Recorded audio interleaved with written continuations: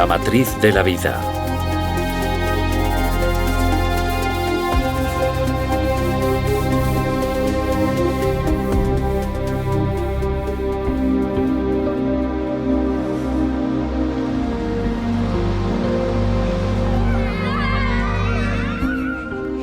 Dimitri, de 5 años, nació con parálisis cerebral.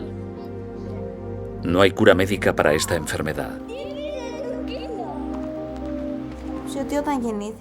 Cuando nació Dimitri, los médicos nos dijeron que seguramente nunca podría andar, que nunca sería independiente, que al tratarse de una enfermedad crónica, su salud sufriría secuelas de las que no se recuperaría nunca. No probamos otra alternativa. Personalmente, solo tenía fe en los métodos estándar, hasta que unas personas en las que confiábamos, porque las conocíamos bien, nos hablaron de Eric. Consideramos la sanación el levantarnos de una silla de ruedas, recobrar la vista, recobrar el oído, que desaparezca un cáncer, todo eso. Y estas cosas suceden.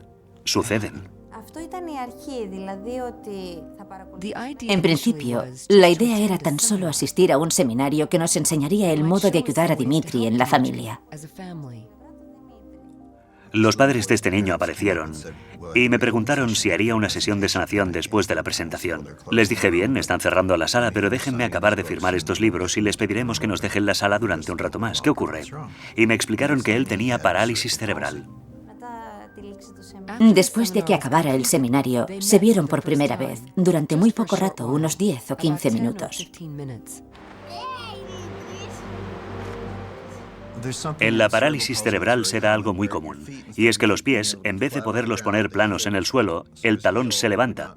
Así que su talón no tocaba el suelo, ya tenía programada la operación. Tenía que llevar aparatos. Para poder levantarse tenía que agarrarse a los muebles o a la ropa de alguien. Para poder bajar escaleras tenía que sentarse en los escalones y bajar los peldaños uno a uno. Y para subir debía hacerlo a 4 patas. Fuimos al escenario con Dimitri. Le subimos a una cama que había allí y le dijimos que estuviera tranquilo y que colaborara con Eric, que no iba a pasar nada que le incomodara.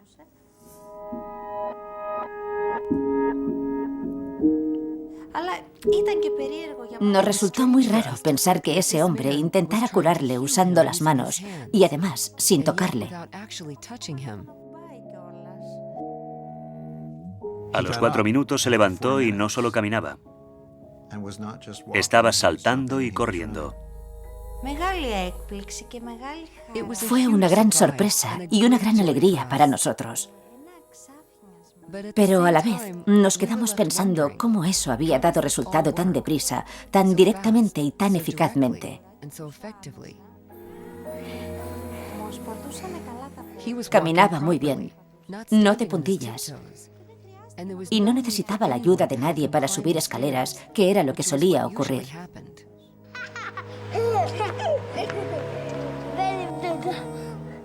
Otros niños suben escaleras todos los días sin problema. Pero Dimitri no podía hacer eso. De modo que conseguir esas cosas era muy importante para él. Me lo volvieron a traer para otra sesión. Tenía una de las manos cerradas. Yo no lo sabía. Me miró y en griego me dijo, mira, puedo abrir la mano. Estaba perfecta. Me dijo, ya no me duele. Dijo, mira, puedo coger un vaso y beber yo solo.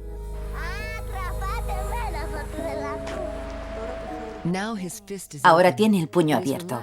Está relajado y colabora con la mano izquierda mucho mejor, lo que es de gran ayuda. Ya no tiene el puño cerrado, eso le incomodaba mucho. Y cuando quiere darnos un abrazo, antes solo lo hacía con un brazo. Ahora nos da un abrazo de verdad y dice, mirad, puedo hacerlo, ya soy mayor.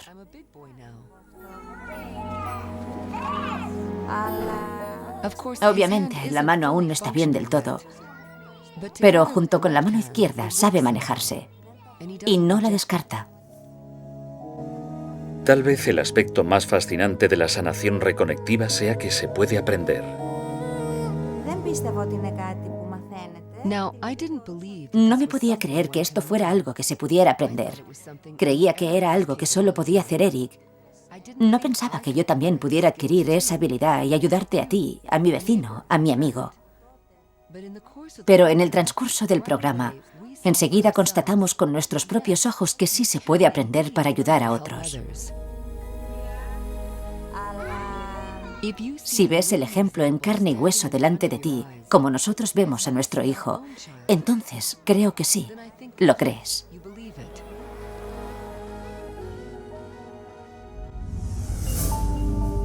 Se producen curaciones sorprendentes constantemente. Aún así, la medicina alopática tradicional no tiene un modelo o explicación del por qué se dan estas curaciones.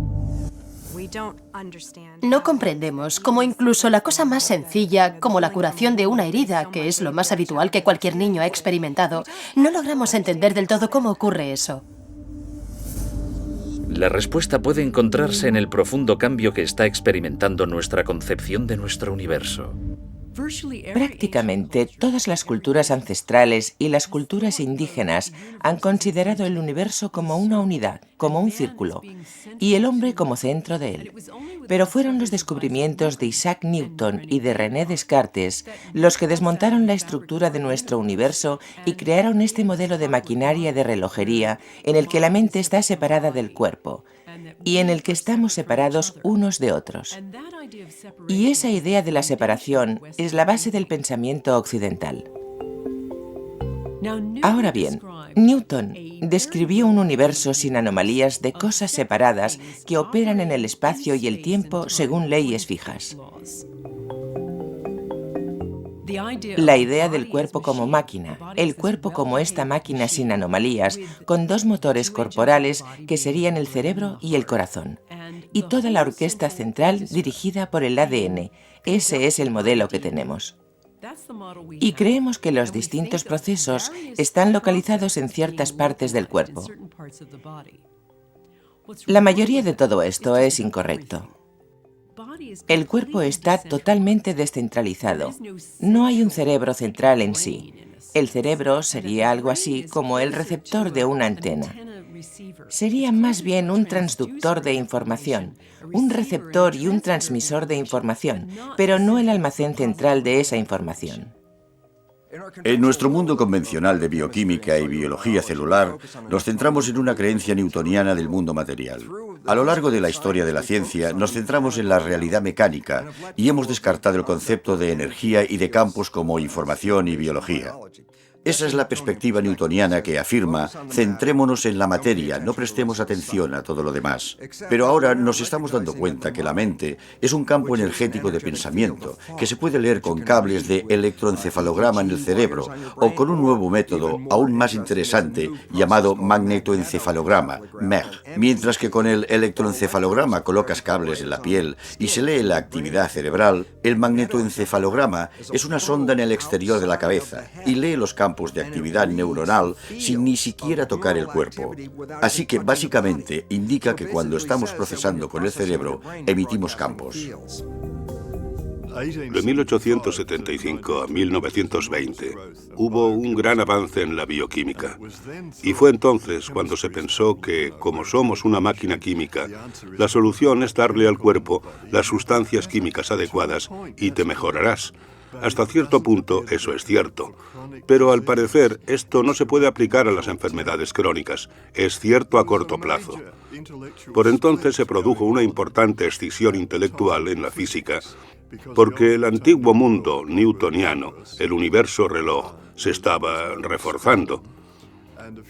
Y unos cuantos excéntricos en Dinamarca, Alemania y en menor medida en Inglaterra desarrollaron la física cuántica y afirmaron que no funciona del modo que se decía que funciona. La cosa no es así. Y se encontraron muchas anomalías en la física que no podían explicarse. Y el resultado de esto fue que la idea antigua de un universo mecánico, donde todo ocurre por una razón concreta, debía descartarse. La física cuántica cambió nuestra percepción de la realidad hace más de 80 años. Sorprendentemente, este nuevo punto de vista aún ha de incorporarse en nuestro modelo de biología actual.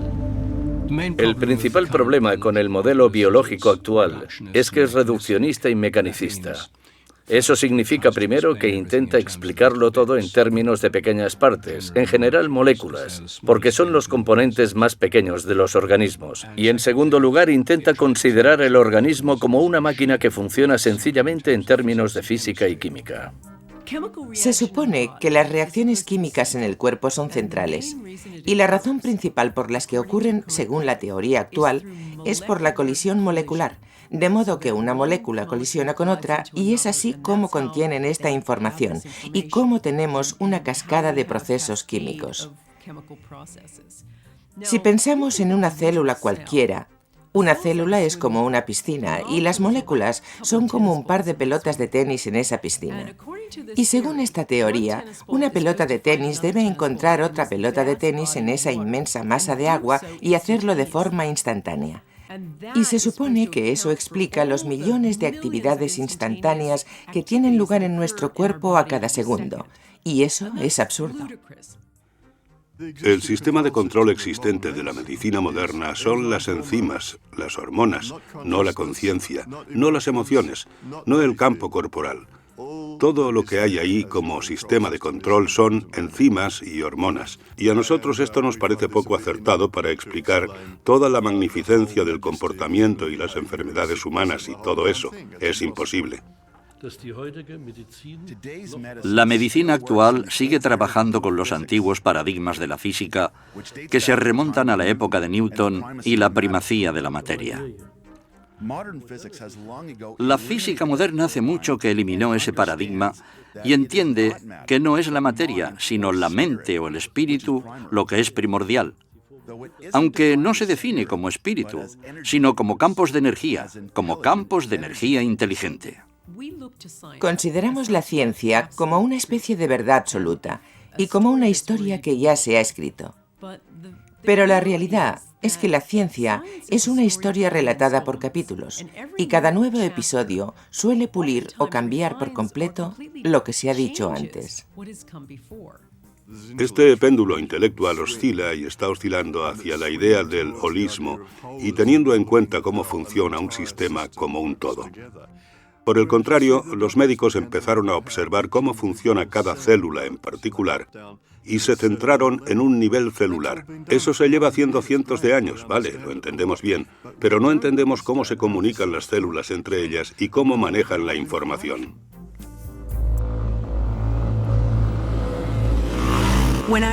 Cuando tenía 15 años tuve un accidente de moto muy grave.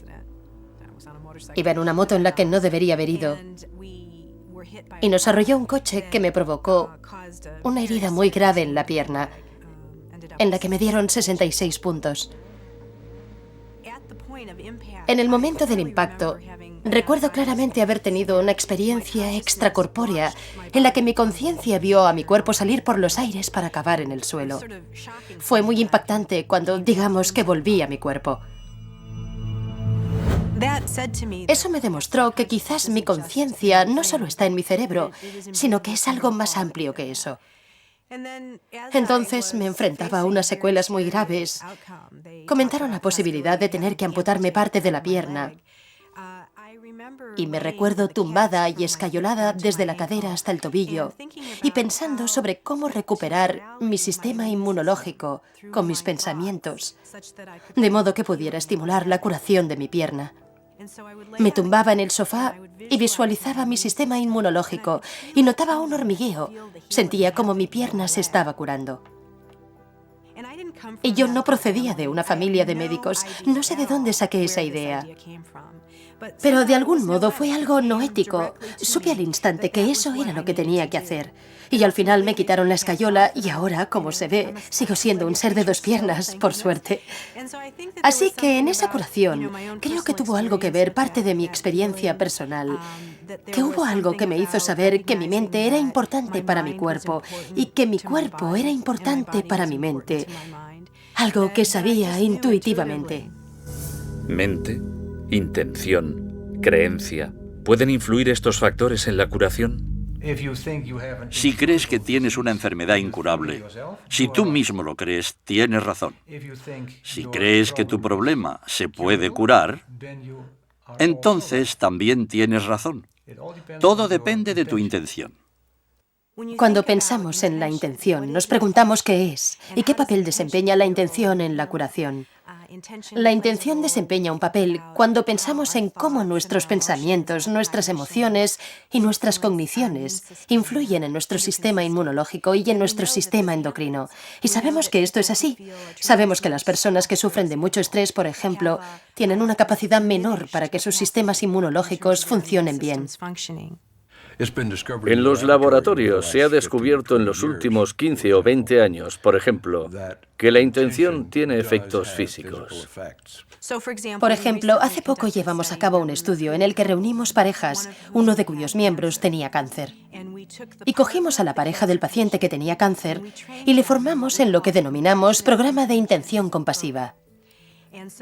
Se les invitó a participar en un programa de formación. Gran parte tenía que ver con la meditación, con la apertura del corazón, con las energías sutiles. Y asistieron a este programa de formación y les pedimos que se fueran a casa y siguieran practicando esta intervención durante 8 semanas.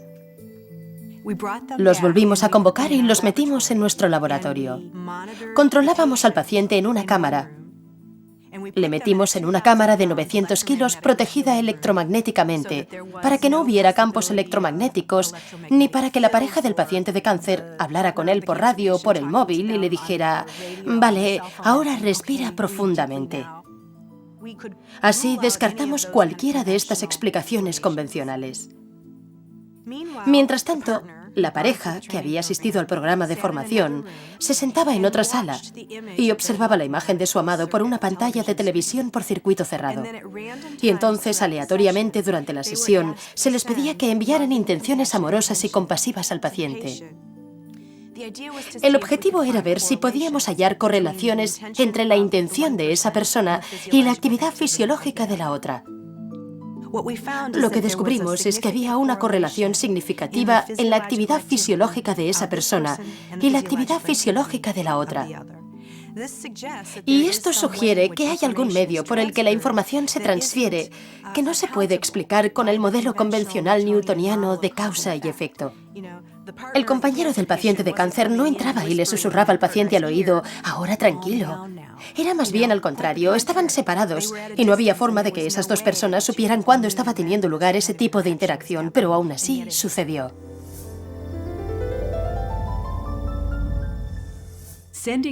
Enviar una intención de que estoy mejor, enviar información convincente de que estoy mejor, es enviar información al cuerpo para que se corrija. Porque, como decimos, un pensamiento también es energía física. Y también envía información al cuerpo. Está perfectamente demostrado que nuestro sistema de creencias afecta a cómo nos comportamos y a cómo actuamos. Y también afecta a nuestra forma de vida. Así que si no creemos que podemos ayudarnos a nosotros mismos, seguramente no podremos. Si no creemos que la información positiva es útil para nuestra salud y bienestar, entonces seguramente no lo será. Nuestros pensamientos crean nuestro cuerpo momento a momento. Cuando tenemos pensamientos positivos, liberamos ciertas sustancias químicas en el cuerpo. Cuando tenemos pensamientos negativos, liberamos sustancias químicas negativas en el cuerpo. Y estas tienen un profundo efecto en cómo se comportan las células y en cómo se está usando la nutrición. Para mí está claro, al ser osteópata, que el estrés que las personas albergan en su cuerpo tiene distintos patrones según cómo estén pensando. Tal vez el aspecto más esencial de la curación sea creer en la modalidad que usamos y ser positivos de algún modo. Se ha comprobado que creer en un sistema de medicina es crucial para que sea eficaz. Yo le decía a gente que tenía cáncer, tras investigar sobre las limitaciones de cosas como la quimioterapia: no hagáis quimioterapia. Solo funciona el 9% de las veces. Ya no hago eso. Y el por qué no lo hago es que considero que la propia creencia es la medicina más poderosa del cuerpo. Y si crees que algo va a funcionar, sea lo que sea, te funcionará.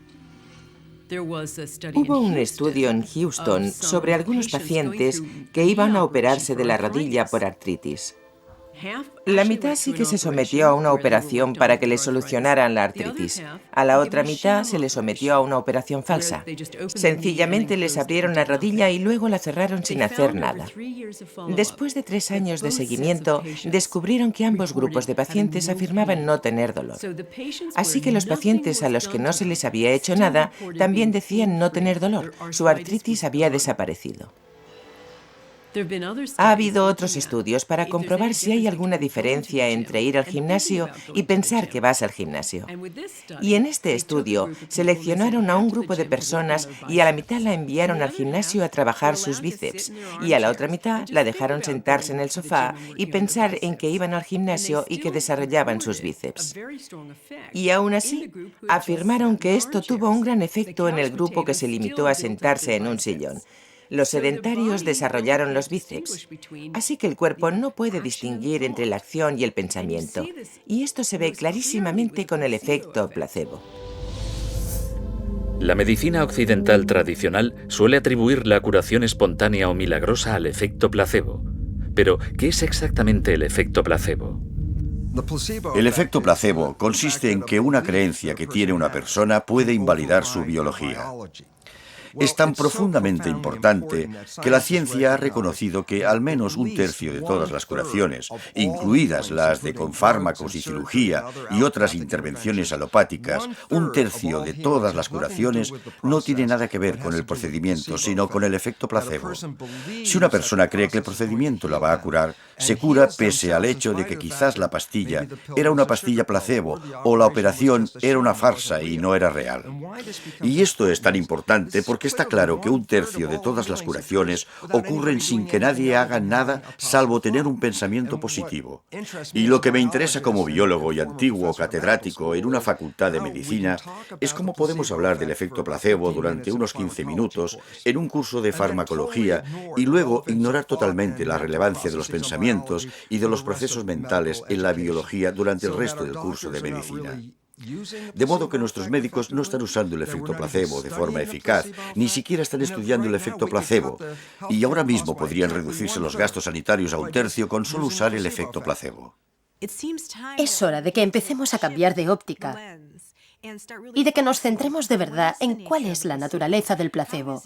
¿Cómo es posible que cojamos una sustancia inerte, algo que no tiene capacidad medicinal, que se sepa potencial, y que esa sustancia inerte no solo pueda crear cambios fisiológicos en el cuerpo, sino, de algún modo, sea capaz de desencadenar todo un torrente de reacciones en un sistema muy complejo, de tal modo que afecte al hígado, los riñones o los pulmones? Ese es un gran misterio y no lo entendemos, y debe hacerse mucho más al respecto. Diría que lo que la medicina llama efecto placebo es sin duda un efecto que se crea a través de campos de energía. Como solemos decir, si se cree en eso, entonces funciona. Eso es cierto, pero no pensamos en cómo hacemos eso a diario. Si, por ejemplo, queremos ver la RTL, una cadena de televisión alemana, entonces apretamos el botón de la RTL, que implica que nos alineamos con la frecuencia en la que la RTL se puede recibir. La RTL siempre está presente, pero si no nos centramos en ella, entonces no la recibiremos. Así que cuando quiero ver la RTL, debo centrarme en ella, debo buscarla. Y con esto es lo mismo. Cuando me centro en algo con mi mente, la información sigue a esa atención. El efecto placebo es otra forma de hablar de la capacidad de autocuración del cuerpo. Y todo aquello que libere más de eso será un sistema mejor. Yo estaba desesperada por tener hijos. Ese fue uno de los motivos por los que me divorcié. Yo quería hijos, mi marido no quería. Así que me mudé a Londres pensando que me costaría un máximo de 2 años encontrar una nueva pareja y estabilizarme. Y me iría a vivir al campo con el cupo de 2,5 hijos que me correspondía y sería feliz. Ese era mi plan. Se me daba muy bien hacer planes. Ahí estaba yo, tenía mi consulta de osteópata, tenía clientes. Y estaba estresada, frustrada, deprimida. Llevaba años teniendo jaquecas. Quizás durante unos 10 años había tenido unos dolores de cabeza espantosos e iban cada vez a peor. A veces me duraban 5 días. Tenía una visita rutinaria con mi médico y este descubrió que mis niveles de hormonas estaban muy alterados e inmediatamente sospechó que tenía un tumor. Así que me mandaron a hacerme un escáner cerebral y me diagnosticaron un prolactinoma. Fue un shock tremendo, tremendo, de repente, y al principio pensé, qué injusto. Fui a la biblioteca médica y empecé a informarme cuanto pude sobre este tumor. Y cuando descubrí que provocaba esterilidad pensé, esto es tan irónico. Todas las células de mi cuerpo decían, quiero hijos. Y de algún modo yo había creado un tumor que me impedía tener hijos. Debía de haber algún motivo para ello. Debía de haberlo. Era demasiada coincidencia, pensé. Me entró mucha curiosidad. Gracias a mi formación en medicina alternativa, decidí tratarlo con métodos alternativos en vez de recurrir a los fármacos ortodoxos o a la cirugía. Ariel decidió usar la programación neurolingüística o PNL para tratar su tumor. Me dediqué a profundizar mucho en la PNL. Hice el nivel de maestría. Llegué a mi casa y me sentía completamente inspirada respecto a lo que podía hacer. Empecé a entender de veras en qué consistía la PNL. La PNL es una forma de psicología práctica que empieza desde donde estás ahora y tiene en cuenta dónde quieres estar y descubre qué obstáculos hay. Si tienes jaqueca durante 5 días, como yo, y quieres llegar al final sin tener un tumor, el viaje para ir del punto 1 al punto final es lo que se empieza a explorar con la PNL. Ariel hizo algunos descubrimientos muy interesantes cuando empezó a trabajar con la PNL. Ahora recuerdo que era una persona que pensaba que todas las células de su cuerpo querían hijos. Y lo que descubrí fue que en el fondo, remontándome a mi primerísima infancia, sentía tanta aversión a cómo había sido mi familia, que lo último que deseaba en el mundo era ser madre. Y esto me sorprendió sobremanera. Yo había creído desear una cosa y en realidad una parte inconsciente de mí iba en una dirección completamente opuesta. Y cuando comprendí los motivos por los que no quería hijos y en qué se basaba eso, pude librarme de ello y permitir que todo fuera como debía ser. Y al menos entendí por qué me había creado una vida que seguía ese camino. Un día me oí a mí misma gritándome dentro de mi cabeza y esa vocecita decía, estoy tan harta de esto, solo quiero librarme de esta pesadilla, quiero librarme de este tumor. Y me quedé paralizada mientras escuchaba esa voz dentro de mi cabeza y pensé, hay mucha ira ahí, mucha frustración. Me estoy autoagrediendo. Si estoy atacando a mi tumor pensando que quiero librarme de él, eso es algo homicida. Eso no puede curar. Y nunca había visto la curación de ese modo. Y me di cuenta de que todos mis pensamientos consistían en hacerlo desaparecer. Eso es un conflicto interno enorme. Y decidí analizarlo más detenidamente. Y pensé, vale, ¿qué sería lo contrario? Ha de ser la aceptación. Me dije a mí misma, bueno, ¿qué pasaría si aceptara este tumor? Y esto ocurrió varios años después, pero fue sin duda un punto de inflexión para mi curación cuando me di cuenta de que mi tumor me había conducido a un viaje que yo nunca había planeado. Me había enseñado cosas que nunca me planteé aprender. Había cambiado mi profesión, había cambiado mi perspectiva. Había aprendido muchas cosas sobre mí y sobre otros. Entendí cosas que nunca había entendido. Había conocido gente estupenda, maravillosa de todo el mundo. Gente de todo el mundo me había apoyado. Y me percaté de que me quería mucho más. Y pensé, vale, veo que este tumor no ha sido malo del todo. ¿Y si está aquí con alguna finalidad? Porque hasta ahora me ha servido de mucho.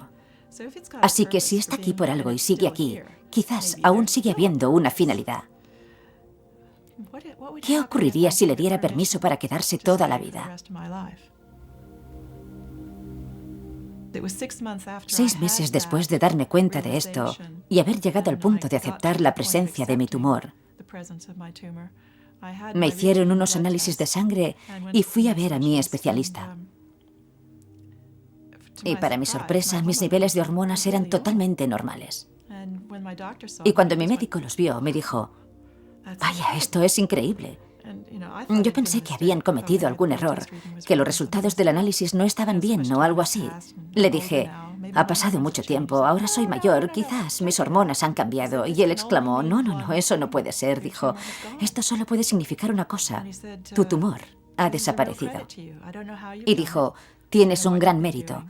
No sé qué has hecho, no sé qué has estado haciendo, pero debo decirte que llevo visitándote 10 años y no eres la misma persona que eras hace 10 años. Eres completamente diferente.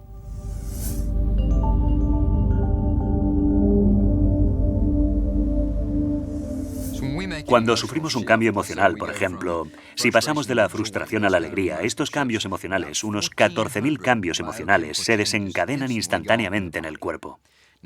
Si pensamos en el transcurso de un día, todas las emociones que sentimos, los altibajos, la multitud de tesituras emocionales que tienen lugar a través de nuestras percepciones durante un día, comprobamos que las emociones crean montones de cambios en nuestra fisiología.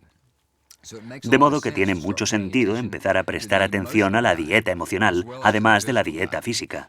Esa es una de las claves para tener mejor salud y, sin duda, para ralentizar el proceso de envejecimiento. Las emociones negativas intensas solo nos degeneran. Los estados emocionales positivos nos regeneran. Es algo matemático. Sintamos más amor, más comprensión, más agradecimiento y nuestra salud tendrá más ocasión de mejorar y seguir así.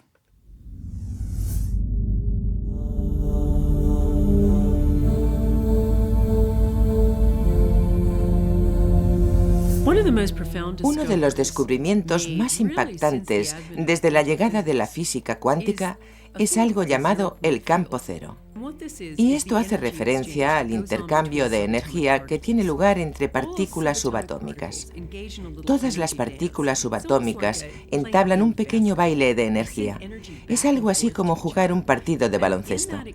Se envían energía mutuamente. Y en ese intercambio se crea algo llamado partícula virtual durante menos tiempo de lo que dura un parpadeo. Ese pequeño intercambio individual no es mucha energía, equivale a medio vatio más o menos. Pero si multiplicamos todas las partículas subatómicas que realizan este intercambio de energía en todas las cosas en todo el universo, el resultado es una cantidad de energía inconmensurable, toda ella en el espacio vacío, como un telón de fondo con sobrecarga. Mientras la biología convencional se centra en los estímulos materiales, la física cuántica revela que los estímulos invisibles son mucho más importantes. Hay una cita sencilla de Albert Einstein que da sentido a esto, y la cita dice: el campo es el único organismo que gobierna la partícula. Lo que Einstein quería decir con esto es sencillo, y es que el campo, las fuerzas energéticas invisibles a nuestro alrededor, son los únicos organismos que gobiernan la partícula, la materia de la partícula. Y la física cuántica afirma, el carácter de la materia está determinado en última instancia por el campo. Entonces, ¿cómo se comunica la curación a otra persona?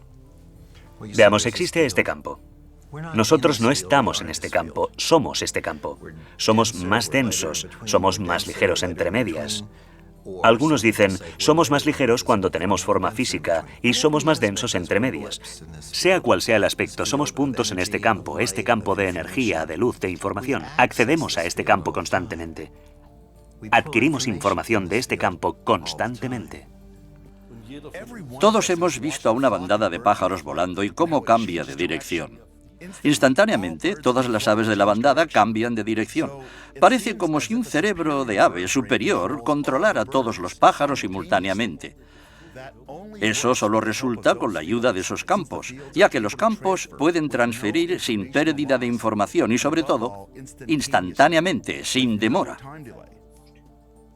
Si entramos en cualquier catedral de Estados Unidos, de Europa, de donde sea, que se erigió hace 100 años o más, lo que experimentaremos en esa catedral será un silencio de sobrecogimiento, de reverencia, de calma, y es una experiencia palpable.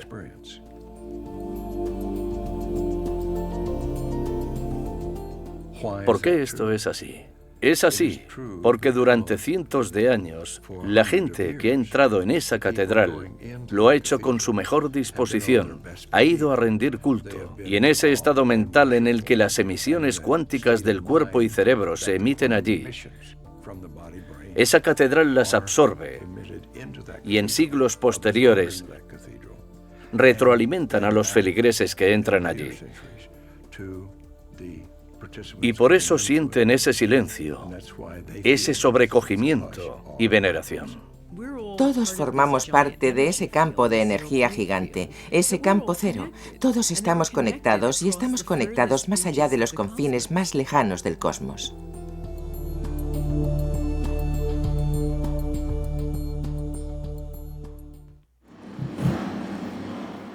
Fijémonos en una patinadora sobre hielo.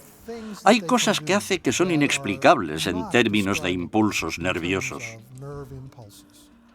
Los impulsos nerviosos y las reacciones químicas son demasiado lentos como para explicar las sutilezas de la vida.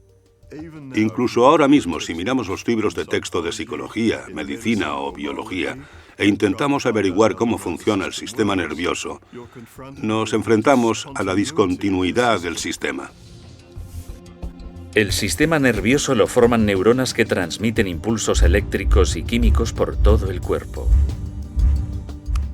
Si medimos los impulsos del sistema nervioso, veremos que algunos van a 320 kilómetros por hora, mientras que otros van a 3 kilómetros por hora. Y creo que esos son los reflejos del dolor, que son muy lentos.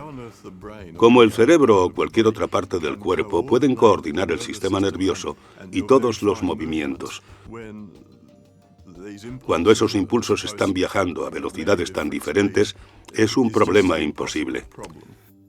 Si eres bailarín, por ejemplo, te mueves en 3 dimensiones y te mueves en el tiempo. ¿Cómo es posible que una persona coordine todos esos pasos de baile? Es una incógnita. Esto parece imposible con el modelo contemporáneo del sistema nervioso.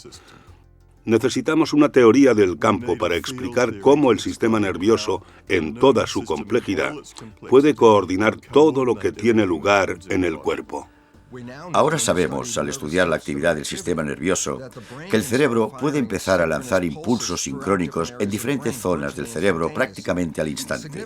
La importancia de la coherencia de estos impulsos que empiezan a lanzarse cuando la conciencia está funcionando es cuando los científicos observaron con qué rapidez podemos coordinar estas distintas zonas que se estaban centrando a la vez, que la coherencia de esa descarga era más rápida que la capacidad física de las células para comunicarse de una zona a otra. Básicamente, estos resultados revelan que el cerebro está comunicando a un nivel más superior que a través de la transmisión física de los nervios.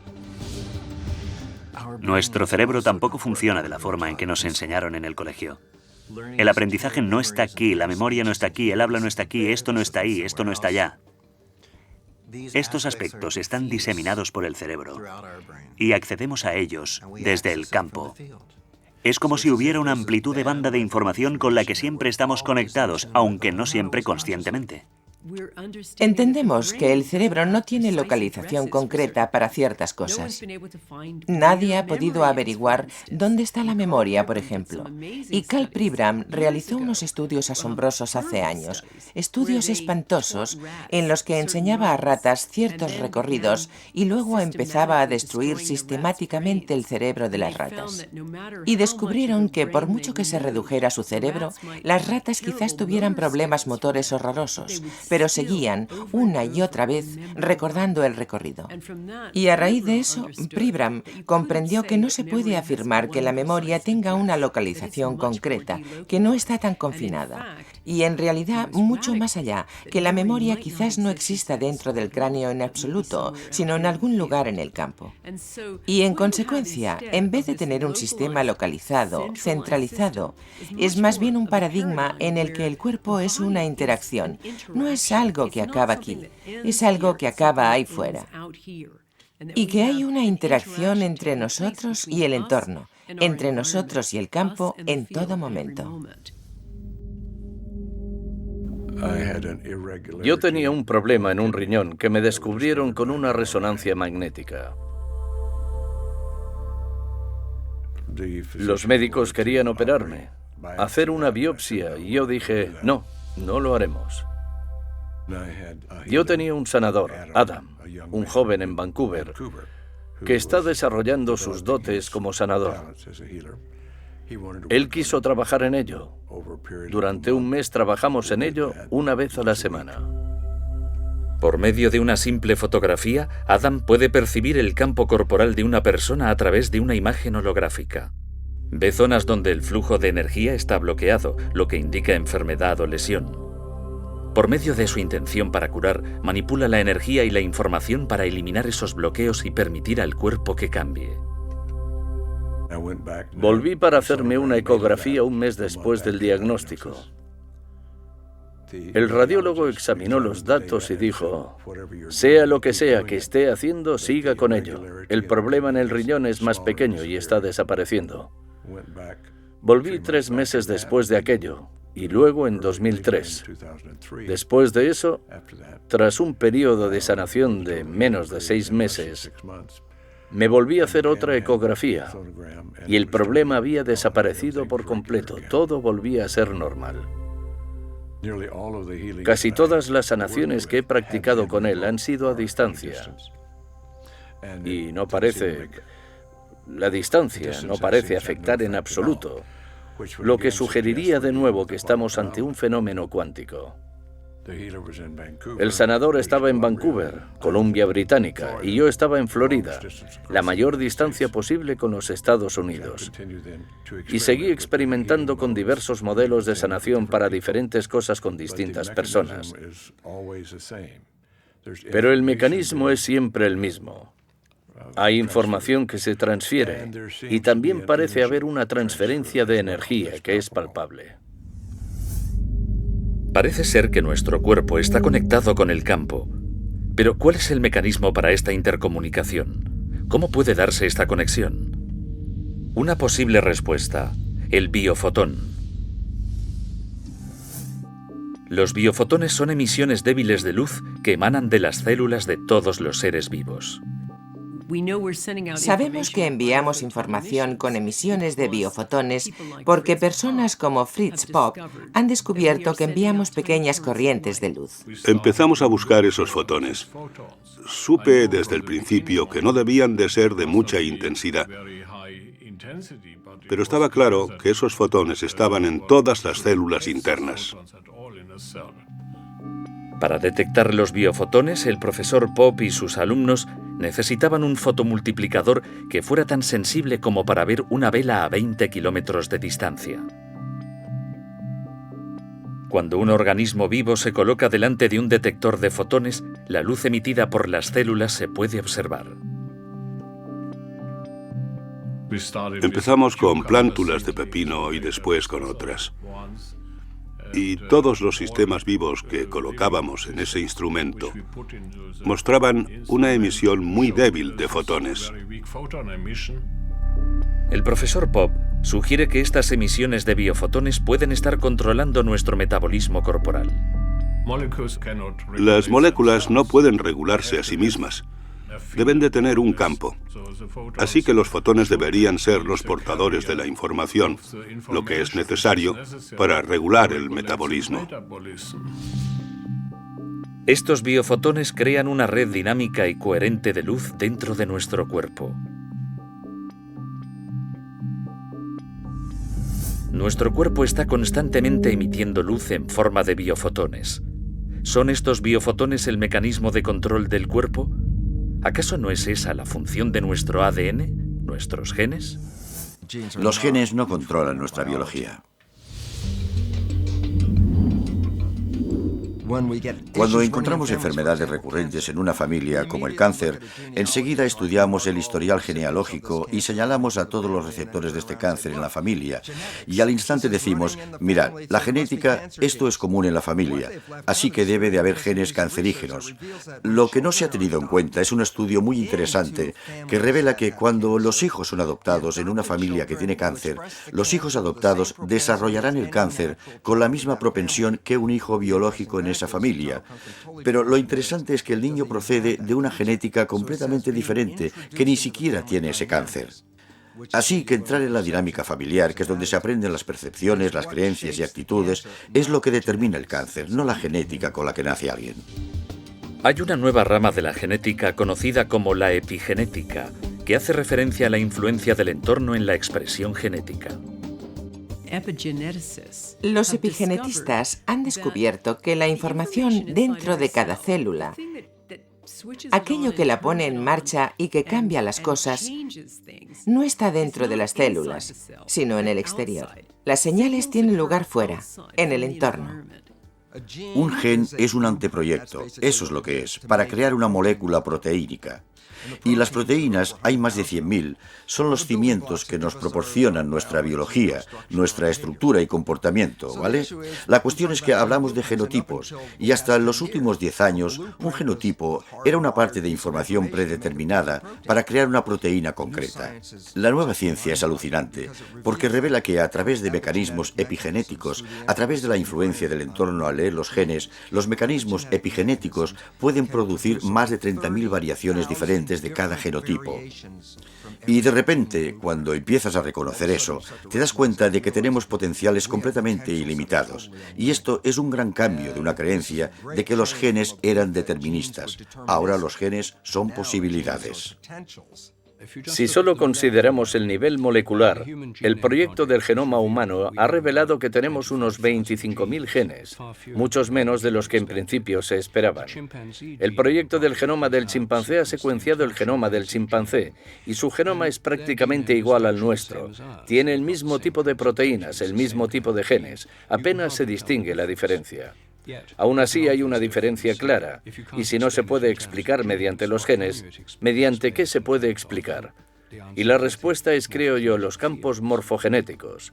Al igual que se pueden construir dos edificios distintos con los mismos ladrillos y cementos, si tienes dos planos diferentes, puedes construir organismos diferentes con distintos campos, incluso si las moléculas que los componen son muy similares, como lo son en humanos y chimpancés. El ADN es como una biblioteca. Estas son todas las proteínas posibles, desde los gusanos hasta nosotros. Es la misma biblioteca, pero debes saber qué libro sacar de la biblioteca.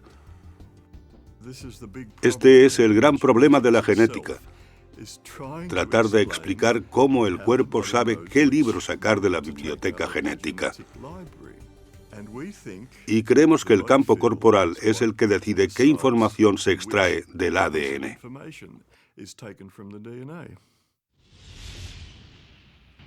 Muchas culturas ancestrales han explorado el sistema energético del cuerpo. Hoy en día, los investigadores especulan sobre si el cuerpo tiene un campo de energía, conocido como campo morfogenético o campo corporal. Hay una jerarquía de campos que organizan nuestro cuerpo. Está el campo de todo el cuerpo, están los campos de los órganos y luego los campos de los tejidos y los campos de las células dentro de estos. Los campos de nuestro propio cuerpo están dentro y alrededor del cuerpo. Hay un campo global y luego están los campos subsidiarios, campos modulares para los brazos, piernas y los distintos órganos. La ventaja de los campos es que son intrínsecamente holísticos. Todos los campos son holísticos. El campo gravitatorio no se puede dividir en partes. Si cortamos un platelminto en 10 partes diferentes, cada parte puede dar lugar a un gusano nuevo. ¿Cómo es posible? Si fuera una máquina, eso no pasaría. Si cortas una máquina, lo único que conseguirás será romperla. Pero si cortas un imán, un sistema de campo, entonces por muchos trozos de pequeños imanes que consigas, cada uno tendrá un campo magnético completo. Y fue esta analogía con los campos magnéticos lo que llevó a los biólogos del desarrollo a sugerir la idea de campos morfogenéticos por primera vez. Y esto fue en los años 20. Y este campo ahora es un concepto crucial en la biología del desarrollo. No se pueden entender de verdad cómo los organismos se desarrollan sin él. Todos los humanos iniciamos la vida como una única célula que crece y se divide, y se desarrolla en los diversos órganos y miembros del cuerpo. Cómo saben estas células en qué convertirse ha desconcertado a los científicos y derivó en la idea de campos de control en biología. Ya hemos descubierto que hay distintas partes del campo corporal, algunas de las cuales se relacionan con los músculos y el tejido conjuntivo. Otra parte del campo corporal está relacionada con el cerebro y con el sistema nervioso, y otra con el campo mórfico, que conecta con el ADN y la información genética del cuerpo. De modo que coincide con la medicina en muchos puntos. No difiere de la medicina, tan solo va un poco más allá conceptualmente.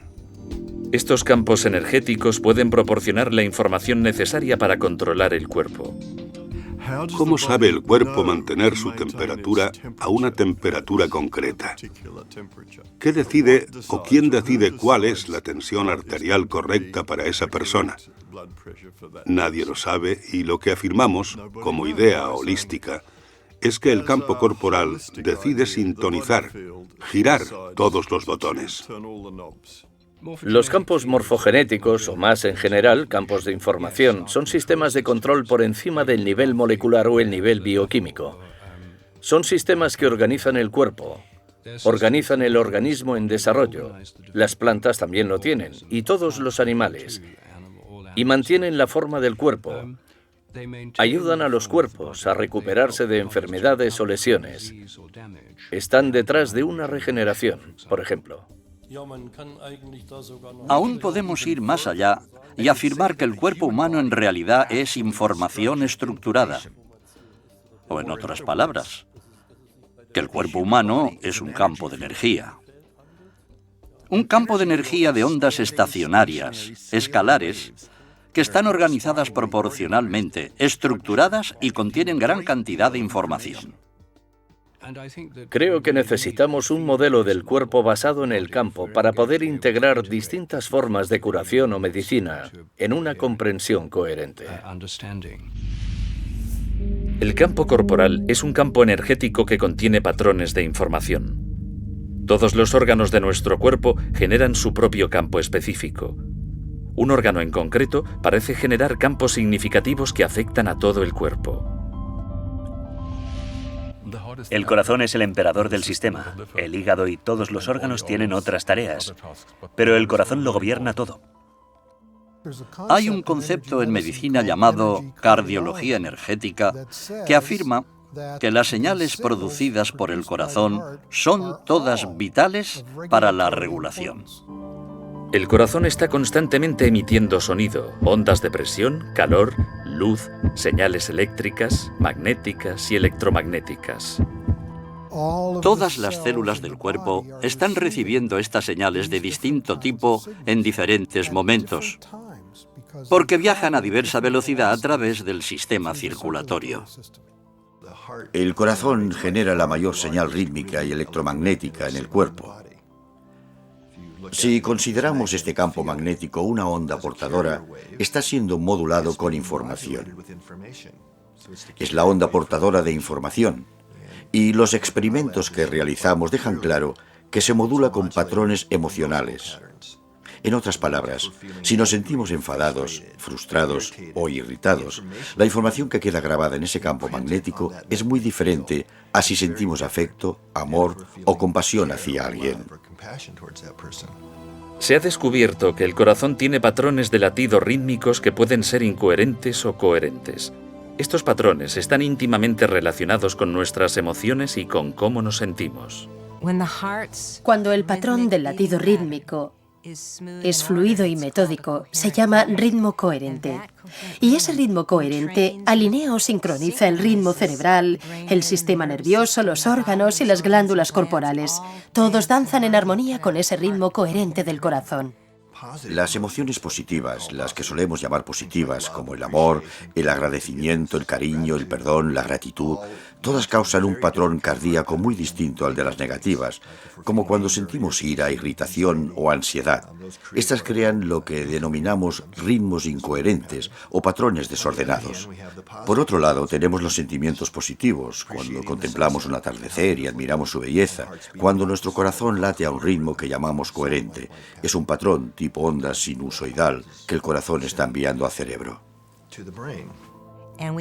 Y lo llamamos coherencia cardíaca, porque en las investigaciones descubrimos que el corazón debe entrar en ese patrón rítmico sincronizado, coherente para que el resto del cerebro y el sistema nervioso y el resto del cuerpo se alineen y se sincronicen con ese potente ritmo. Así que empieza con el corazón. Cuando tomamos el pulso, lo que sentimos es la onda de presión creada por el latido del corazón. No es el flujo sanguíneo, es la onda de presión. Así que cada vez que late el corazón, esta onda de presión va al cerebro y al resto del cuerpo. Y si lo observamos a nivel del cerebro, esa onda de presión sincroniza todas las neuronas. El cerebro tendría problemas si no tuviera esa señal para sincronizarse, para darnos ese efecto de sincronía global. Cuando alguien está en coherencia, notamos cómo irradia su amor o su compasión o su gratitud. La coherencia es el estado fisiológico óptimo que subyace en poder aprender, desarrollar y facilitar los procesos regenerativos naturales del cuerpo.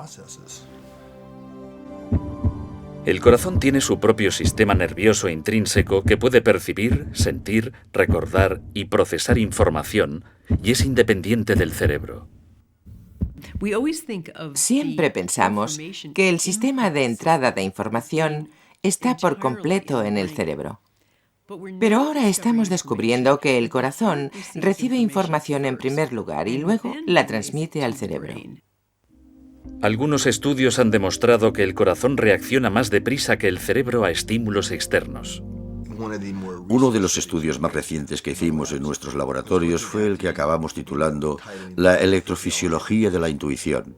Anteriormente se habían realizado otros estudios que mostraban que el cuerpo reaccionaría de tal modo que prevería un hecho futuro si ese acontecimiento fuera emocionalmente importante y relevante para esa persona. A los participantes se les colocaron sensores para registrar su actividad cerebral, cardíaca y las interacciones cardíaco-cerebrales. La persona se sentaba frente a un ordenador, se apretaba una tecla y luego nosotros registrábamos los datos fisiológicos y de 6 a 8 segundos después se le mostraba una fotografía.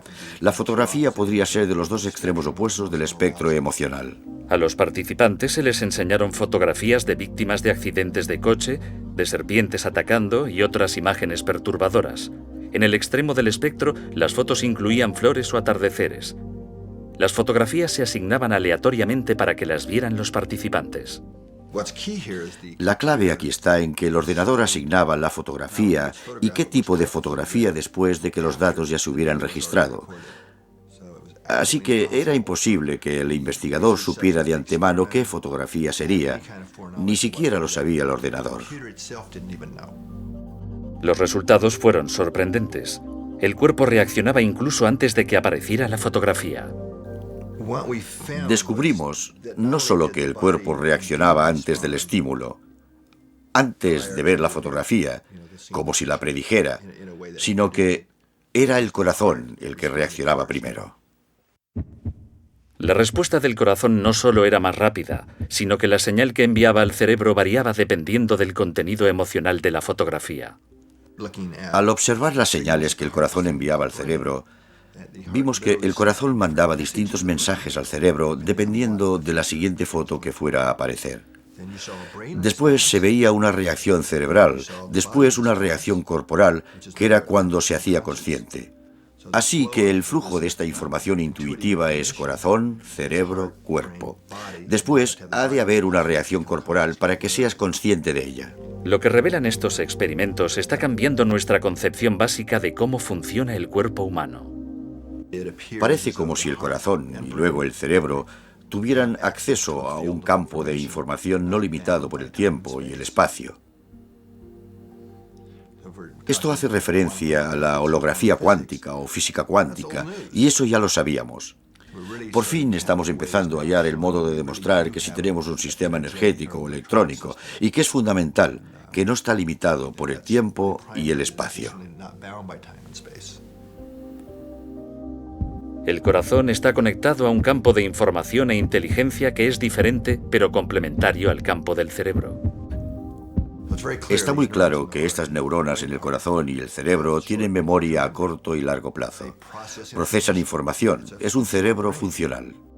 Otros investigadores especulan sobre si el corazón puede ser el órgano matriz para grabar información en el campo del cuerpo. Hay muchos tejidos neurales en el corazón. Y creemos que el tejido neural está ahí para actuar como impresora para el holograma. El campo corporal holográfico está continuamente provisto de información a través de las ondas de presión del corazón. En el corazón hay una gran cantidad de carga. Las ondas de presión en presencia de esta carga dentro de la cámara del corazón bastan para imprimir información. Si el corazón está transmitiendo o imprimiendo información, debe de haber un modo por el que las células del cuerpo reciban esa información. Hay células proteínicas receptoras en el exterior de la célula que están allí para recibir información del entorno. ¿Cómo me irá hoy? ¿Qué pasa ahí fuera? ¿Qué quiere el cuerpo que haga a esta pequeña célula hoy? ¿Me entiende? Debe de haber comunicación intercelular, pero debe de haber una fuente para que pueda haber un sistema de control para el cuerpo.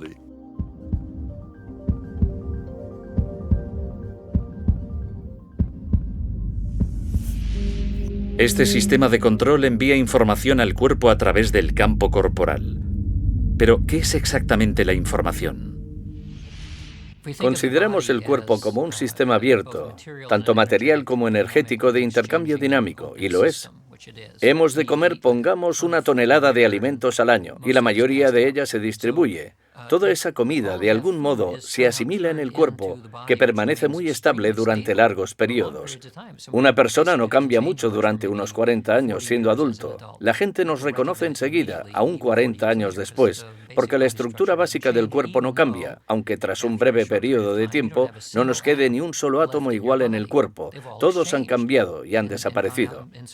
Y esta es la hamburguesa que me comí ayer. Y dentro de 3 semanas esto será una zanahoria que me comeré mañana, etc. Es un sistema muy dinámico y aún así sigue igual. Entonces, si no es la parte material ni seguramente la parte energética dinámica, ¿qué queda?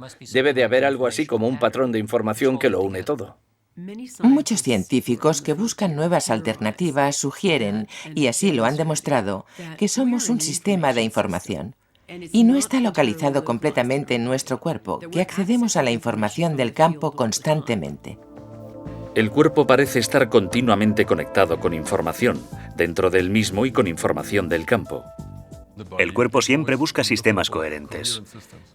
Busca intercambio de información entre todas las células que tiene, de modo que todas las células sepan qué pasa.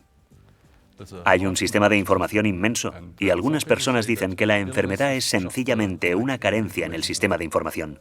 Y supongo que tienen razón. La materia es energía comprimida. La información son patrones de energía. Hay un flujo de información en nuestro cuerpo que no acabamos de entender del todo, por todo nuestro sistema nervioso y por nuestros tejidos. E incluso en la antigüedad, algunos pueblos antiguos, los chinos, lo llamaban el sistema de acupuntura, que es un sistema de flujo de información en el propio cuerpo. Tenemos un sistema cuando tenemos estructura.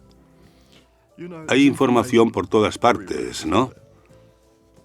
Solo obtenemos un sistema de información cuando está ordenado. Y algo fantástico que se descubrió en los años 80 fue que el sistema de acupuntura parece ser un sistema organizado. No es simplemente un grupo de meridianos de acupuntura al azar.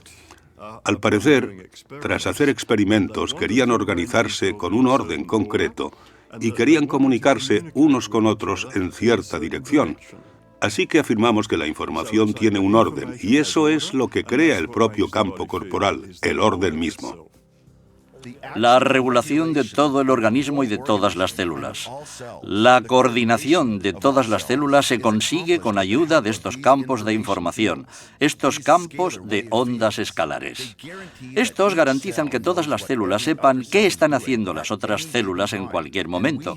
Y tenemos unos 70 billones de células. Eso es mucha información y solo se puede procesar con la ayuda de los campos estructurados. En última instancia, Einstein y otros más recientemente han afirmado que la energía y la información han de ser intercambiables, ¿vale? La información se convierte en un tipo de energía porque es un orden en el espacio, ¿vale? Así que son intercambiables, pero por otro lado, en la práctica, lo que ocurre es que obtienes una onda de energía y de acuerdo con esa onda, puedes obtener información impresa, y la cantidad de información que puedes imprimir parece ser ilimitada. La medicina informacional. La medicina que recoge la información y cambia la información alterada va a ser el futuro de la medicina. Al parecer, el sistema de control del cuerpo no son los genes ni la química, sino la información, que parece estar disponible en el campo corporal. ¿Es posible introducir información nueva en el cuerpo para que influya en la salud? Eso es exactamente lo que varios investigadores están haciendo. Hemos aprendido cómo detener la distorsión de la información que ocurre como resultado de varias enfermedades. Una vez detienes esa distorsión, sorprendentemente, la fisiología empieza a funcionar, la química se recompone. Se podrían contar multitud de historias sobre curaciones. Y esto es así sencillamente porque hemos aprendido a corregir la distorsión de información en el campo corporal. La enfermedad es en cierto modo información desordenada. De manera que si podemos acceder a la información adecuada, corregimos ese desorden. Y eso es lo que varias de estas nuevas modalidades de energía están haciendo. Básicamente están corrigiendo ese lío de información.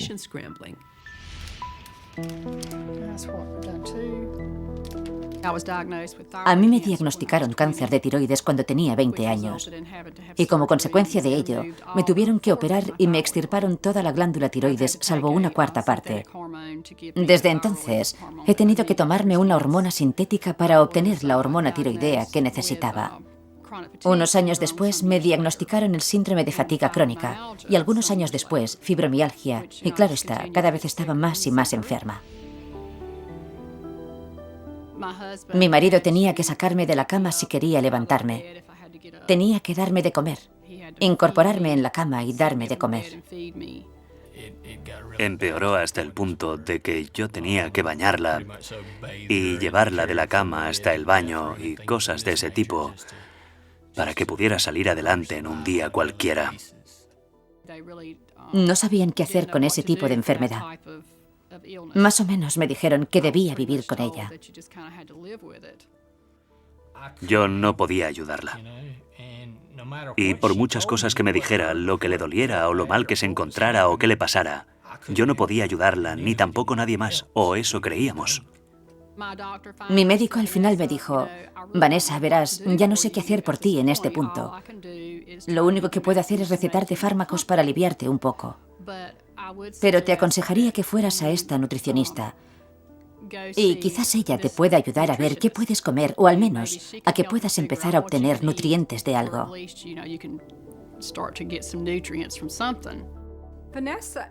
A Vanessa me la derivó su endocrino. La primera vez que vino, era literalmente incapaz de estar un día fuera de la cama. Había perdido una cantidad impresionante de peso. Era alérgica a casi todo.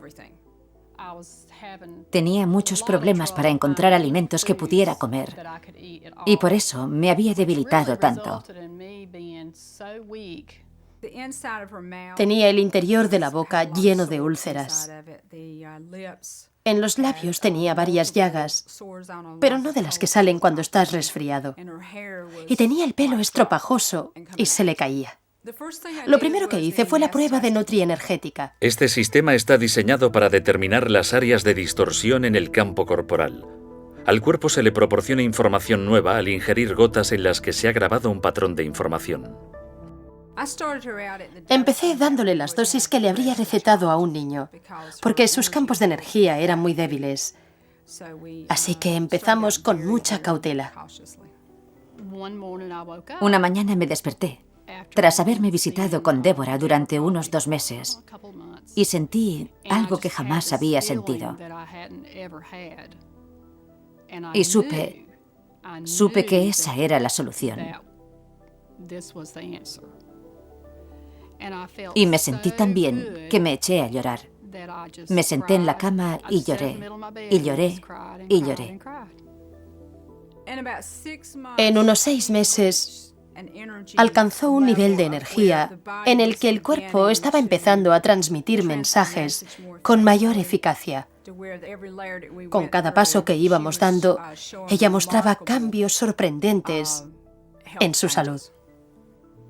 Desde el punto de vista de un hombre del sur, típico de campo, así me crié yo, al principio me sonaba cosa de magia, ¿sabe? Y tenía mis dudas y me costó aceptarlo un poco. Pero ahora veo que es maravilloso. De veras que lo es. Ahora estoy lo bastante sana como para poder volver a llevar una vida que considero normal. Porque ahora puedo limpiar mi propia casa, puedo cocinar, incluso puedo trabajar en el jardín, hasta puedo lavar el coche. Puedo hacer cosas que jamás pensé que podría volver a hacer otra vez. Ha dado un cambio de 180 grados, un cambio total. De veras que sí. Lo cierto es que no sé cómo explicar lo diferente que me siento. Es como si hubiera muerto y hubiera resucitado. Y nunca pensé que volvería a sentirme así otra vez. He recuperado mi vida. He recuperado mi vida y es magnífico.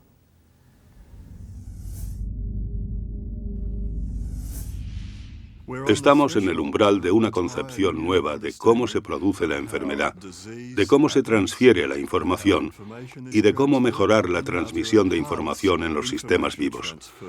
Las enfermedades crónicas están aumentando en nuestra comunidad y creo que usando estos métodos de información podremos tratar las enfermedades crónicas que antes no se podían tratar.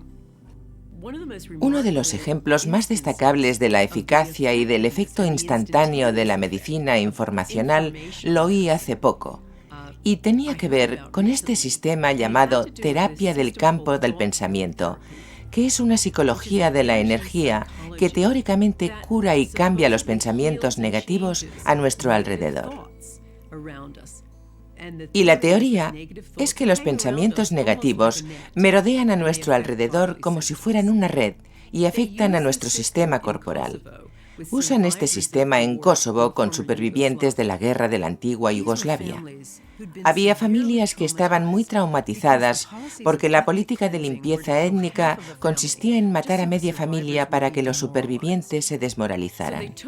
Así que reunieron a un grupo de personas que habían sufrido un síndrome de estrés postraumático grave, que habrían necesitado años y años y años de psicólogos y de fármacos y de todos esos métodos convencionales, y las trataron con terapia del campo del pensamiento. Y esas personas, y esto se aplica al 100% de las personas en este estudio, mejoraron prácticamente al instante, hasta el punto de que se reían y hacían bromas. Las curaron por completo de este trauma. Incluso los terapeutas de psicología de la energía se quedaron boquiabiertos ante la eficacia de esta modalidad. Pero esto solo nos muestra un pequeño ejemplo del poder que tiene la información como medicina.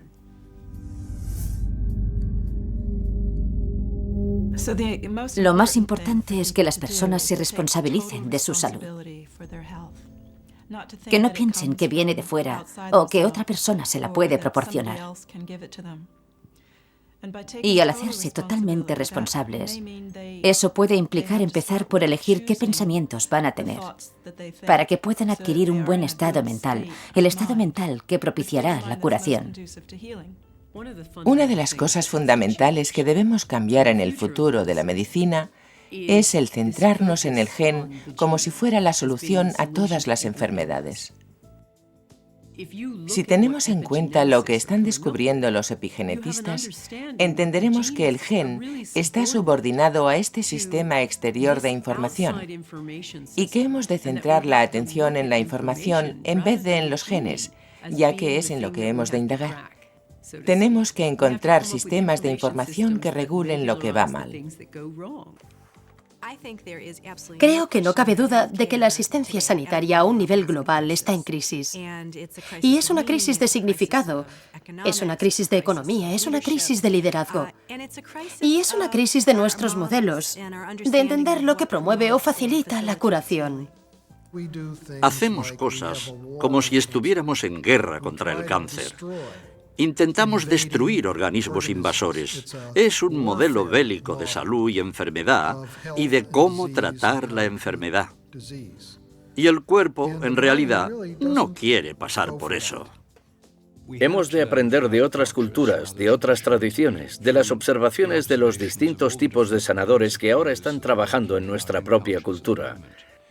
Hemos de sacar provecho de la ciencia moderna y usarla para integrar otras tendencias actuales. Lo que debemos hacer es fomentar una revolución que cambie nuestro modelo orientado en centrarse en la enfermedad a uno centrado en la curación. Y cuando empecemos a hacer esto, estaremos receptivos ante una variedad de factores diferentes que pueden facilitar o mejorar la capacidad de curación natural. Podemos afirmar que la revolución ya ha comenzado. Y no solo lo creo yo.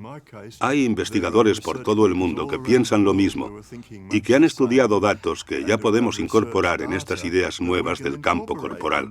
Pero ahora creo que contamos con una teoría científica viable para cómo el cuerpo almacena y accede a la información. Así que la revolución médica está en nuestras manos.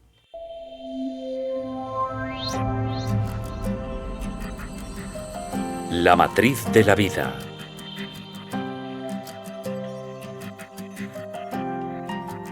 Demetrios Abramidis sigue moviéndose con mayor libertad y alegría.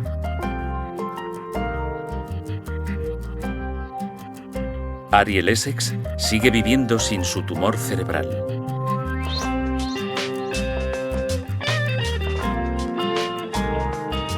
El doctor Edgar Mitchell sigue sano sin anomalías en el riñón.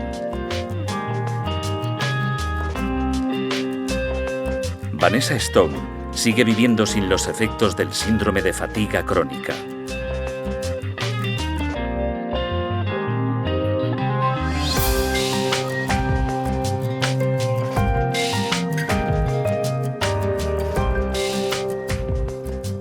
Parece haber una gran cantidad de pruebas que demuestran que podemos elegir la información con la que, casi como un electrón, podemos estar en todas partes a la vez.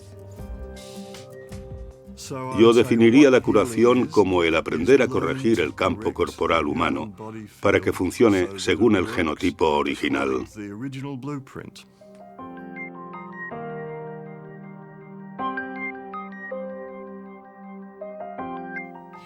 En última instancia, lo que me gustaría ver es un cambio de un modelo centrado en la enfermedad a otro centrado en la curación y reconocer que la curación es un profundo misterio y que tenemos mucho que aprender.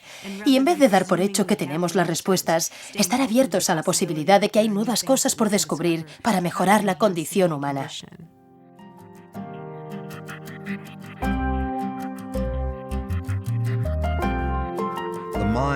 La mente es el modo de funcionar del cerebro que interpreta el entorno y regula la biología. Así que, en vez de estar controlada por los genes, nuestra biología está controlada por nuestra mente. Y cuando entendemos esto y somos conscientes de que podemos cambiar la mente, si lo hacemos, cambiamos nuestra biología y genética.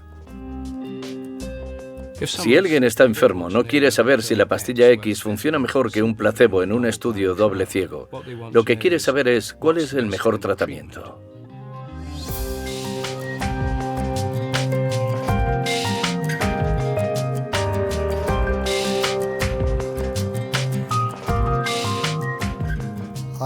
Creo que somos más poderosos de lo que pensamos. Creo que muchas de las técnicas médicas que estamos descubriendo, que son muy fructíferas, pueden practicarlas las personas en ellas mismas, una vez han entendido su propia energética. Está muy claro que la información negativa es dañina, o que si la aceptamos en nuestro cuerpo o en nuestro sistema de creencias, cambiará el modo en que reaccionamos y cambiará nuestro estado de salud.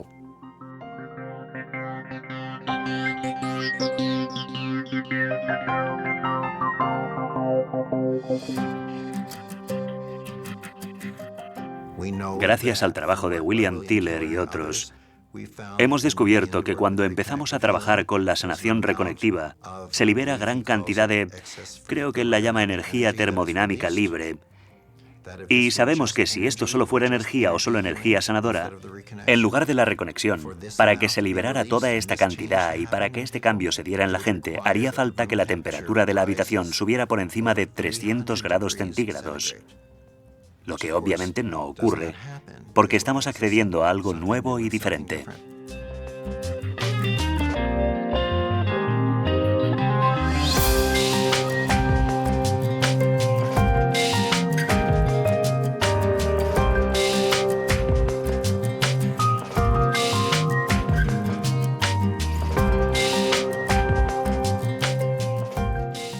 En la coherencia está el estado de resonancia natural del cuerpo humano.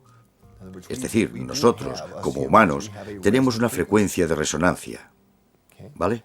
Y es también lo que denominamos estado coherente.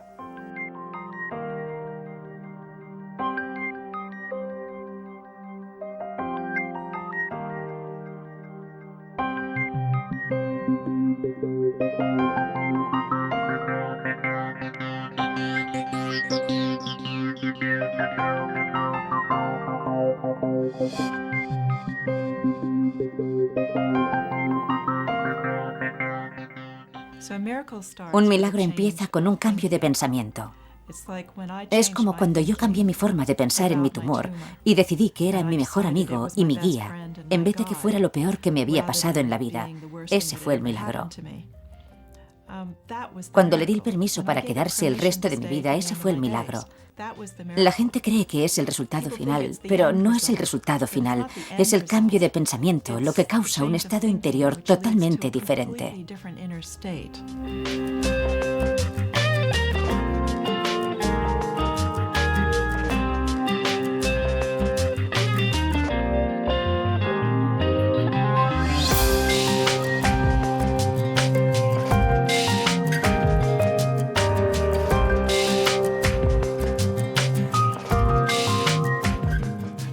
Se necesita tanto el deseo de querer curarte como la buena información de un terapeuta, de infocéuticos, de lo que sea. Sí, desde luego, esto debe ir unido, debe encajar.